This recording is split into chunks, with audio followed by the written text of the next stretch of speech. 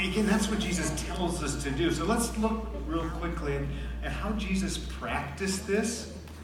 I mean, Jesus' story tells us that he ended up on a cross. He ended up on a cross not for the stuff that he had done wrong, but because we'd done stuff wrong. And he died to forgive us. But there's a really interesting scene near the end of the time that Jesus is on the cross. He's there on the cross, and he's surrounded by people who've done what? They whipped him, they'd beaten him, they'd made fun of him, they'd railroaded him, they'd put him on an illegal trial, they'd convicted him, and they kept making fun of him and insulted him, and they nailed him to the cross, and they were piling it on. And at that point, when Jesus prays, you know what words came out of his mouth? Was it, Father, get them? Was it, Father, strike them down? Right? Was it, Father, I'm done with them? Father, forgive them. Father, forgive them. And then the next thing he says, and this is an important thing that I have to remember, for they know not what they do. Father, forgive them, for they know not what they do. Some of the things that I'm holding against people, and that they're doing it over and over and over again, they're not even aware of what they're doing. That's how Jesus forgave. Father, forgive them, for they don't know what they're doing. Forgive as the Lord forgave you.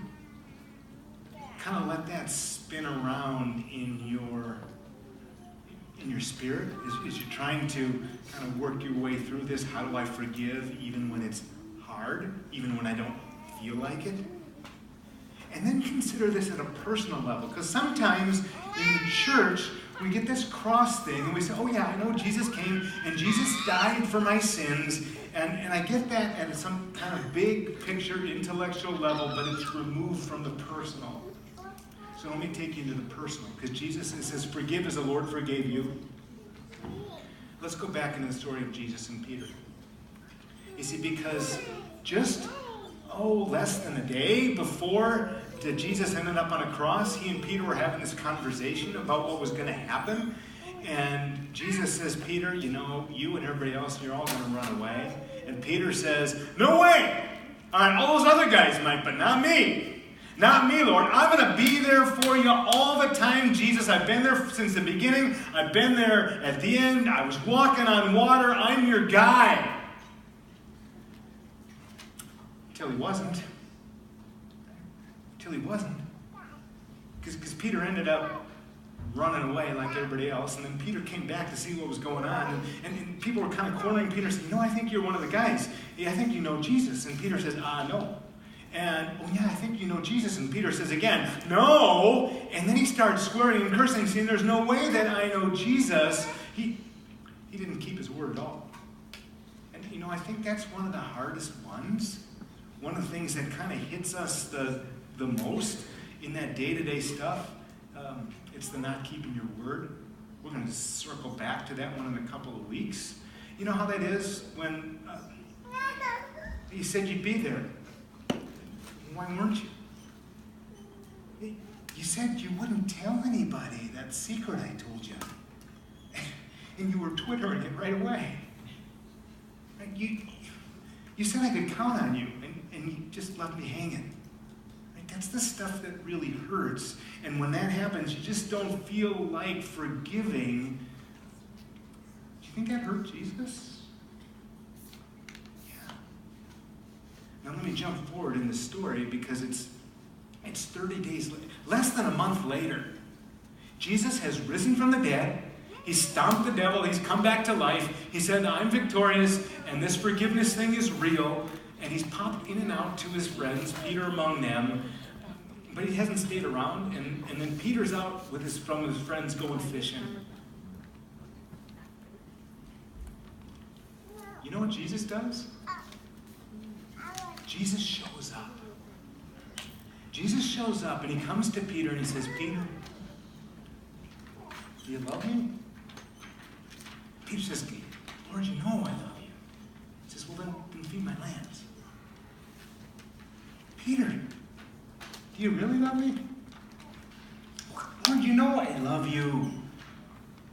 Take care of my sheep. No, Peter, do you love me?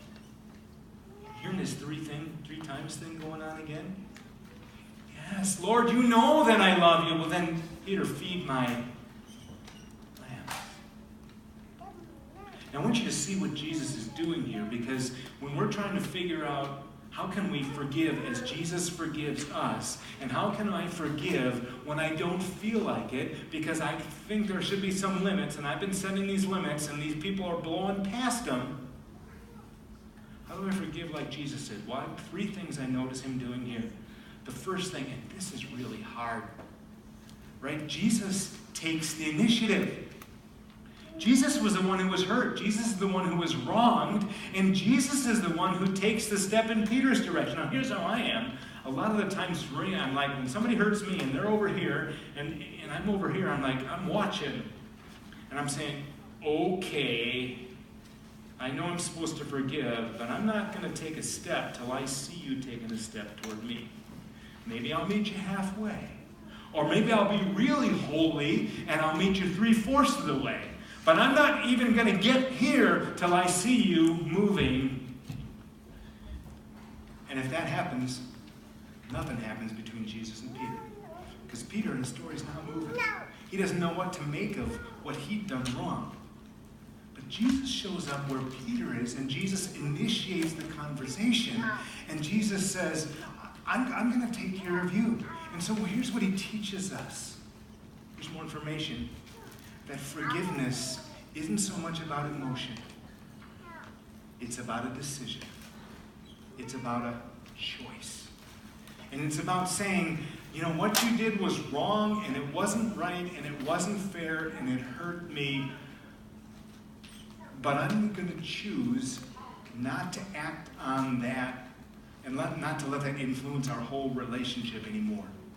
I'm going to throw that thing into the hands of God. He knows what to do with it. We got this thing between us.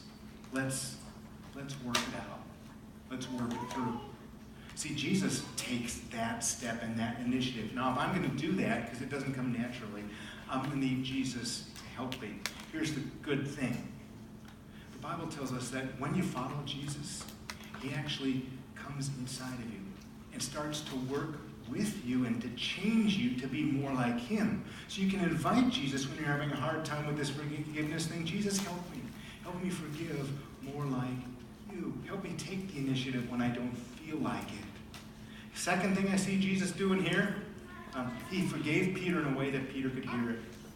He might have just said, oh yeah, Peter, it's okay, forgive you. But I think where Peter was, because he hurt him so bad, that he was feeling so bad inside, he wasn't going to feel forgiveness unless Jesus did it in a way that Peter could know that the relationship was being salvaged. So what Jesus does here, he says, Peter, 3 times he reconnects. What I want you to think about is with those people that you're working through, what is it that you need to do so that they can hear forgiveness, not just in their head, but kind of in their heart and in their gut? The words I forgive you is probably part of it, but it might be something like, a touch and a hand reaching out. It might be like including them in your circle again after you've had nothing to do with them for a while. It might be something like, like Jesus did with Peter. Help him figure out, he gave him a new experience to replace the old scar and says, now here's how Jesus treated me after I messed up.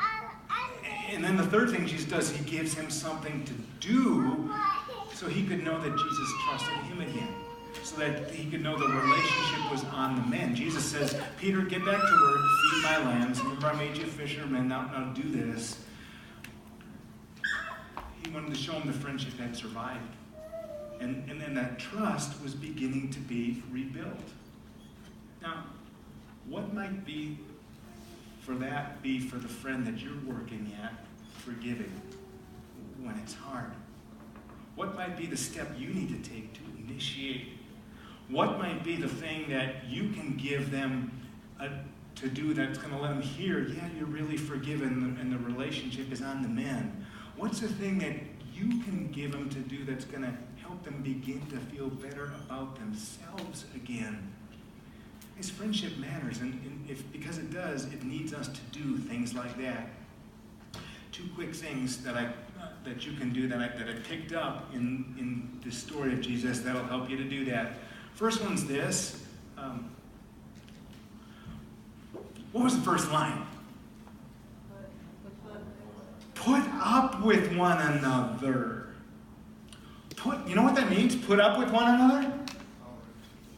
Yeah, it means put up with one another. Those things that we wrote down on your little charts as you were going, I had to put up with this at home. Yeah. I got to put up with this with my spouse. Yeah. Put up with one another. See, here's what happens. Understand that a lot of the stuff that's big to us really isn't big.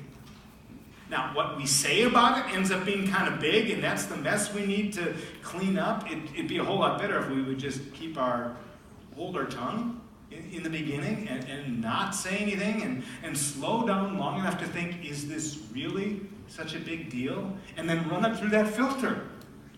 Oh yeah, God said put up with one another. Is this thing real? Figure out what's a big deal and what's not. And the things that aren't, just put up with it.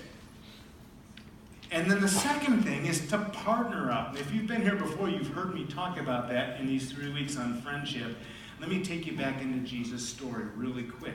Because I told you at the beginning, before this whole thing with Peter says, really, Jesus, how many times Jesus is giving this message on, here's how forgiveness works, and here's what you do to forgive other people, and here's what he said at the end of it. Jesus said at the end of this, whatever you ask if any 2 of you agree about anything you ask for, it will be done for you by my Father in heaven. For where 2 or 3 come together in my name, there am I with them. You ever heard that one before? Some of you have been in church where 2 or 3 come together, there am I with them. And a lot of times what we think is, oh, I want stuff.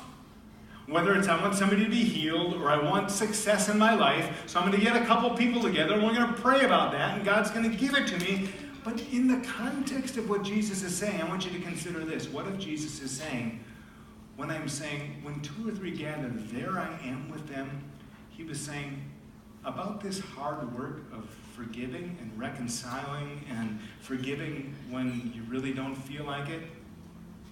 You can't do it on your own. You need me there. So pray that I am there with you. And then you really can't do it by yourself. You need other people with you too. So get a couple of people together and pray about what's going on in your life. And as you pray about this, I'm going to be there. I'm going to help you, and you're going to help each other to do this work of forgiving without limits, forgiving unconditionally, forgiving even when you don't feel like it. That's what partnering up is. How do you do that? You just get get 1 or 2 people, preferably outside your family, because some of the issues might be inside your family, okay?